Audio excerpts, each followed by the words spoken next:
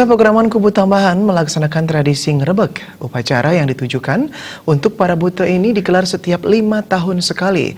Diyakini untuk menetralisir pengaruh negatif buta kala sehingga terhindar dari bencana alam.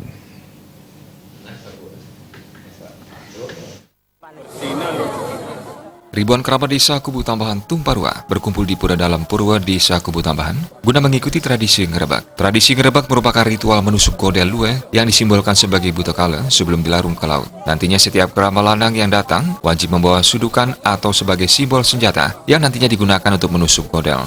Usai pelaksanaan prosesi upacara, kerabat langsung bergerak dengan berjalan kaki menuju Pura Segara, Desa Pekraman Kubu Tambahan. Kerabat berjalan secara beriringan sembari membawa godel lue dan sudukan.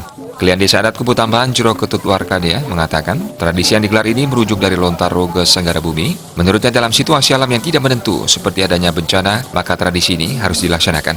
Setelah tradisi ngerebek, godel tersebut langsung dilarung ke laut dengan harapan segala bencana akan hilang. Dan angin itu namanya panca bayi. Jadi bayi harus dimakan oleh unsur panca itu, panca mau butuh air api. Nah itulah keutamaan harus menyelenggarakan yang namanya upacara membulu gelas, upacara ngelep arang, dan upacara makin namanya upacara ngerebek. Semuanya menggunakan sapi. Jadi sarana sapi.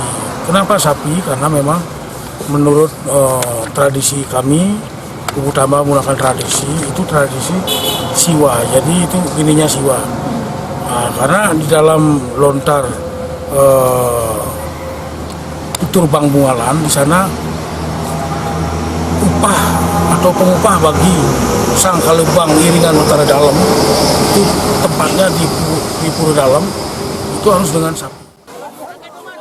Pada acara puncak, kerabat laki-laki yang membawa sudukan berkumpul mengelilingi godel lua. Setelah pemangku Pura Dalam mendahului menusuk godel lua dengan keris, selanjutnya langsung diikuti oleh seluruh kerabat. Mereka secara bergiliran menusukkan sudukan lua tersebut. Konon darah dari sarana godel lua itulah yang diyakini sebagai penolak bala dan bencana yang ditaruh di rumah masing-masing warga.